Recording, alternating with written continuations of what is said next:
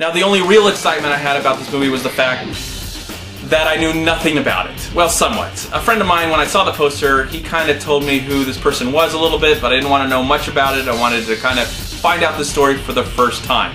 The film is called Cantinflas, and it actually tells the story of two men. One of them we actually see in 1950 in Hollywood, in Los Angeles, as he's trying to get his big budget film around the world in 80 days made. And then the other story is about Cantinflas, and his real name was Mario Moreno. I'm all learning this for the very first time, okay? And he lived in the 1930s and 1940s in Mexico, and he became pretty much the Charlie Chaplin of Mexico. And we get to see his life in the theater, in his early life in the theater, when he met his wife, and then when he became a movie star in Mexico, up to the point where these two stories will definitely collide, because we all know that in 1950s, one of the biggest movies of the 1950s, mid-1950s, was Around the World in 80 Days. A film that I actually have only seen a little bit of. I actually, after watching this, I feel like I need to do some movie homework and actually watch that entire film. Well, did I actually learn something about this guy, or is this just some standard biopic?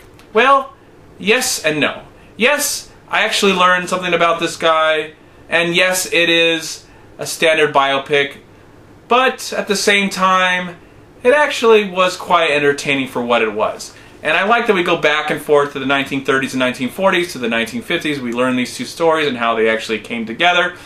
But what I actually liked about this movie more was the actual real character of Cantinflas, and learning about his life and his times. And I felt like the production value of the 1930s and 1940s was much, much better than what was going on in the 1950s, when we get to meet this producer, and he's played by, the actual producer is played by a really great actor, and I'm going to butcher his name right now. I totally apologize.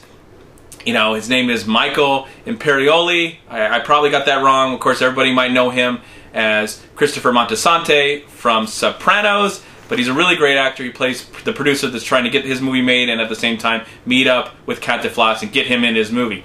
But the story that I actually really liked more was the fact that we get to learn about Cantinflas in his early life, when he was struggling, when he was trying to make a name for himself, when he was trying to, just love his wife and do the best job he could. He wasn't a perfect man.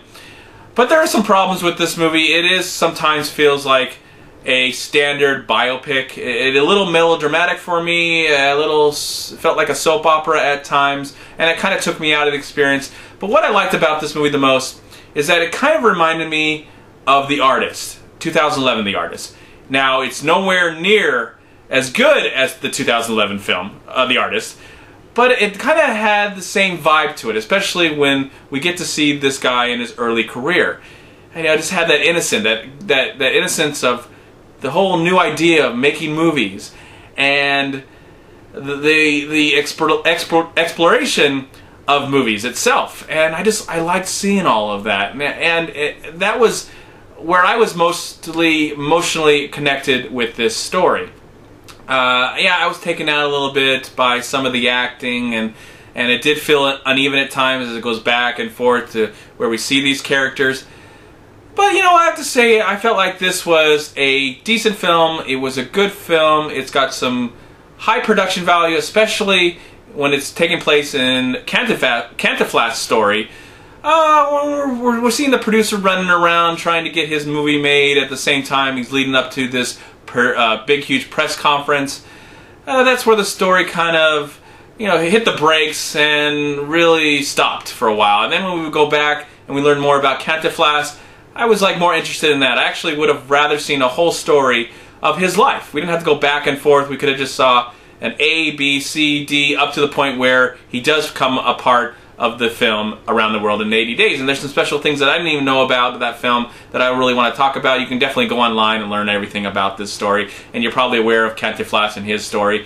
But I felt like I actually learned something for the very first time. Now, I'll tell you right now, I'd rather see a documentary about Cantinflas and his life than this film, but I felt like this was a good film, not a great film, nothing spectacular in the biopic world, but I thought it was entertaining for what it was, and I would give it a slight recommendation and say if you're interested and want to learn something new about the movie business, especially the movie business in Mexico, I'd say this is definitely a good watch. But I'm hoping that maybe someday I'll see something stronger, maybe a stronger biopic about this story, or a documentary about this story. But in the end, I'm going to give Cantinflas a slight 3 stars out of 4.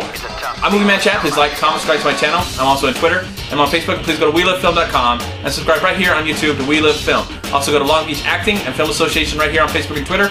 Please also go to MoviePile.com, and if you've enjoyed this video review, please click right here, over here. I'm going backwards right now. I'd really appreciate it. Thank you so much for watching. Have a great day, a wonderful night, and a wonderful life, and I'll see you in my next movie review. Peace be with you, my friends.